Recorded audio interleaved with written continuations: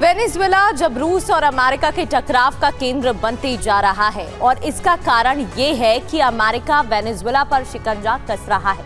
वहीं रशिया अब वेनेजुएला के कवच के रूप में सामने आ गया है।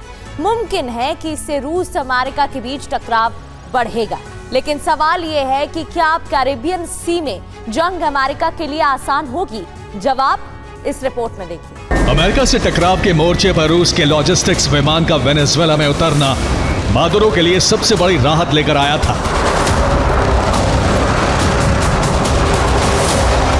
इस विमान में सवार रूसी प्राइवेट मिलिट्री कंपनी वैगनर के लड़ाके ही अब वेनेजुएला का कवच बनने के लिए तैयार हैं।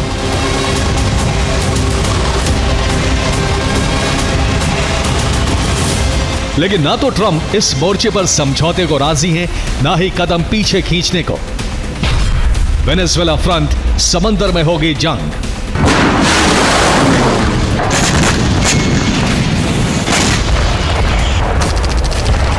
और आसार है कि यह जंग अब रूस और अमेरिका के बीच होगी, क्योंकि भले ही रूसी सेना इस मोर्चे पर नहीं है, लेकिन रूस की वो भरोसेमंद प्राइवेट मिलिट्री कंपनी इस मोर्चे पर तैनात है, जो पुतिन के आदेश के लिए कुछ भी करने को तैयार है। इसलिए ट्रंप ने युद्ध की तैयारी के साथ एक सांकेतिक चेतावनी जारी कर दी है।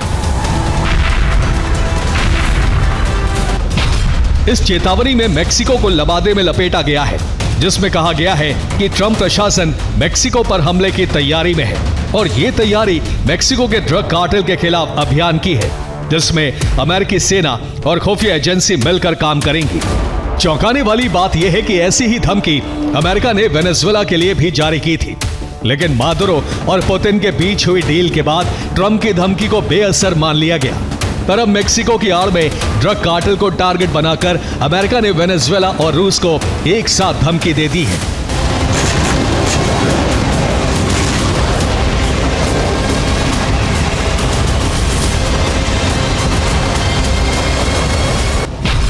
और तैयारी के तहत वेनेजुएला के तटीय क्षेत्र पर जीपीएस जैमिंग सिस्टम सक्रिय भी कर दिया गया है।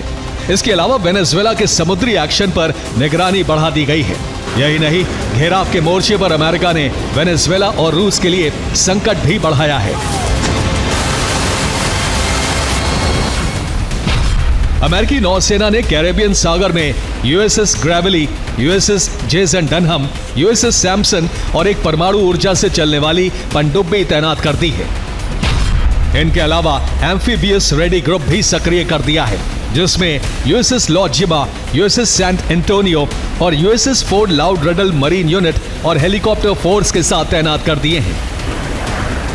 तो वहीं अमेरिकी लॉजिस्टिक्स हब के रूप में प्यूर्टो रिको बेस भी एक्टिव है, जहां F-35 किसी भी वक्त हमले के लिए तैयार है।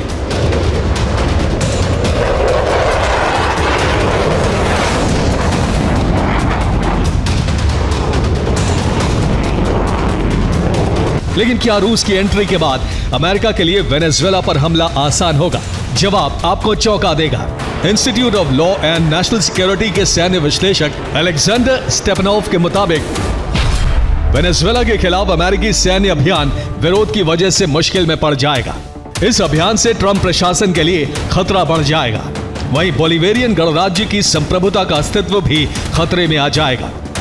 और ये इसलिए होगा क्योंकि अब वेनेजुएला की सेना भी उन्नत हथियारों से लैस है, जो अमेरिकी नेवल फोर्स को भारी नुकसान पहुंचाने में सक्षम है।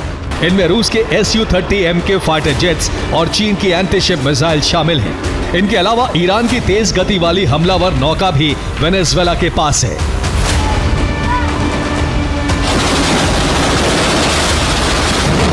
यानी टकराव में अब वेनेजुएला अकेला नहीं है, जिसकी पुष्टि खुद क्रेमलिन ने चेतावनी से कर दी है। Bureau report, TV9 Bharat.